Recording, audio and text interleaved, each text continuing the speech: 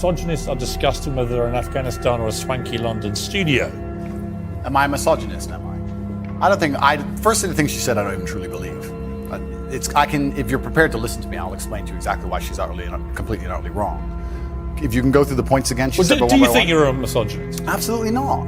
I'm not a misogynist on any level. This is one of those buzzwords they just throw at people randomly. Homophobic, racist, misogynist, they just throw it out at people. What is your view of women? I'm a realist. What is your real view of women? I absolutely not really love women. I adore women. I have good relationships with women. Not a single woman has come up to me on the street since I've been canceled. Not a single one has said anything negative. Every single one of them has said positive things. You're a traditional male. I wish more men were like you. You understand your masculine roles. You understand what you're supposed to do. You understand you're supposed to protect women. You're exactly the kind of man I'd be looking for. I've never had a negative interaction with a female ever since I've been dubbed the biggest misogynist. Where is the... Please let me finish. I'm sorry, Piers. Also, there's not been a single woman who's accused me of a crime, not a single woman who's accused me of rape, not a single woman who's come out and said anything from my entire past of 36 years I've done anything wrong ever. Anybody else with my level of fame, any footballer, any other movie star, at least has people who've come out and accused them of rape, X, Y, Z. I have no woman who's come out and ever said I've hurt her, no woman who's come out and ever said I've done damage to her or been horrible to her. Everybody who ever interacted with me has said I've been a nice person. All of them.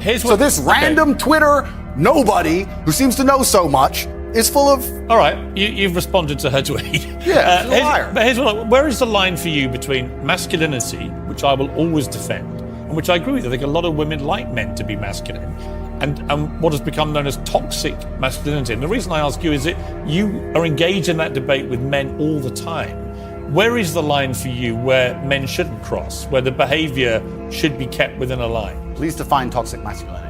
Well, you tell me what you think it crosses a line from being a masculine, good man to a bad man. There's no such thing as too much masculinity if it's genuinely masculine. Genuine masculinity is not out here to hurt people. It's absolutely the opposite. It's out here to protect. And when bad things happen, they call traditionally masculine men. If you need a firefighter, you need a masculine man. When you call the police because of the problem you had, you want masculine men. And as soon as a woman or a man is in trouble, when you look for backup, you look for masculine men. And masculine men have a duty to provide and protect those they care about. We have a duty to do things we don't feel like doing because we know we're supposed to do them.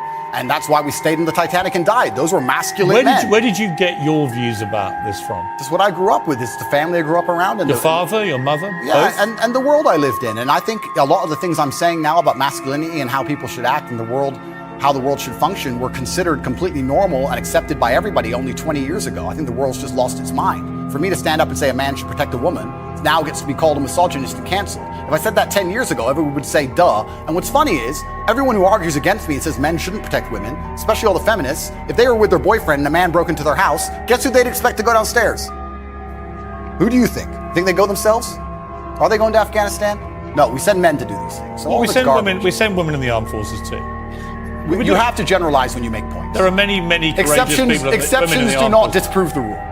No, but you've got to concede there are many courageous women serving in the armed forces. Absolutely and utterly, completely correct. But by and large, traditionally, soldiers are men. Exceptions do not disprove the rule. Well, it's not an exception. It's a fact that there are a lot of women now in the armed forces. Correct. But if you were to take the average soldier, they are a male. If you're allowed to say who's a male and who isn't nowadays, I'm assuming their gender, I apologize. If you were to take the average soldier, they're a male, which means that exceptions are the female soldiers, which because there's a lower percent of them, a lower probability. Exceptions do not disprove the rules. Men do the fighting. Right now in Ukraine, men cannot leave. Women are allowed to leave because men have to fight in the front line and women are allowed to go to Dubai. That is how it is.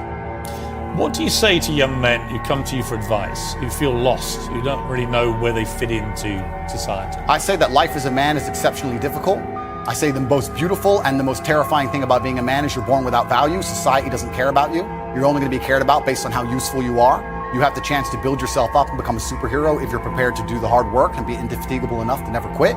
But if you're going to stand around and wait for a handout, nobody's going to ever respect you. And I think that a lot of people have forgotten about how difficult and how competitive it is as a man. We're always in constant competition with each other. And it's your duty as a man to stand up and say, I want to be as important and strong and good-hearted and God-fearing as possible. And I need to work hard to achieve those things.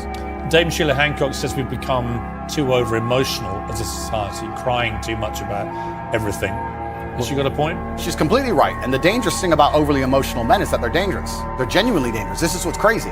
all these people who talk about toxic masculinity and how bad it is for men to be traditionally masculine. A traditionally masculine man does things he doesn't feel like doing because it is his duty to do them. He charges into the building because it is his duty, not because he feels like it, because it is his duty. We're now teaching the new generation of men that they don't have duty and they can just act on their feelings and act how they feel, and they don't have to act as a man should. Do you know what happens when you get men who just act how they feel?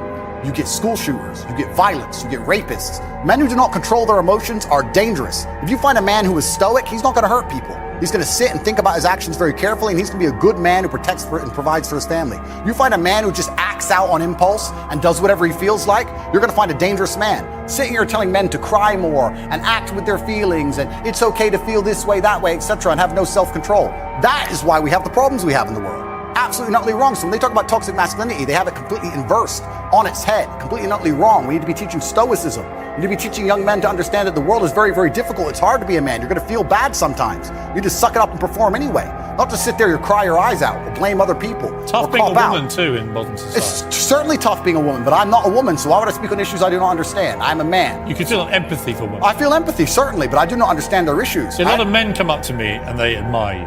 I've got to say, a lot of women I've spoken to don't admire. They think you represent misogyny. They think when they hear you not commit to saying the Taliban shouldn't be banning women from university education, well, why can't he just say that's wrong? Well, firstly, that's not my experience. I experience the absolute and utter opposite of that. Secondly, it's because it's a moral point I'm making. My moral point is that I speak on things I understand. I speak on experiences I've had. But do you believe in equality? I speak on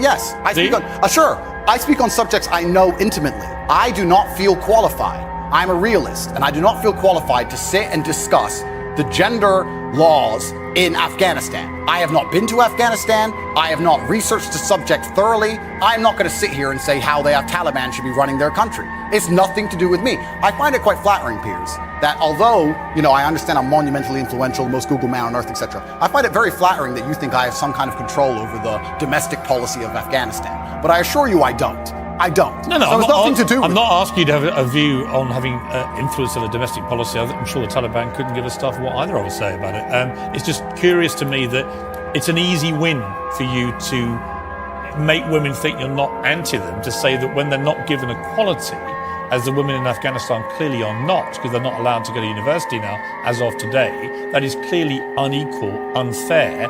We should all be able to agree that that is wrong. Well, certainly as a realist. Even you, tough guy, Andrew. It's not tough guy. I am a professional. As a professional, I can state that yes, it is not equal. Yes, it is not fair. That is obvious for anybody. I'm not saying those things are not true. What I'm saying is it's nothing to do with me. Right.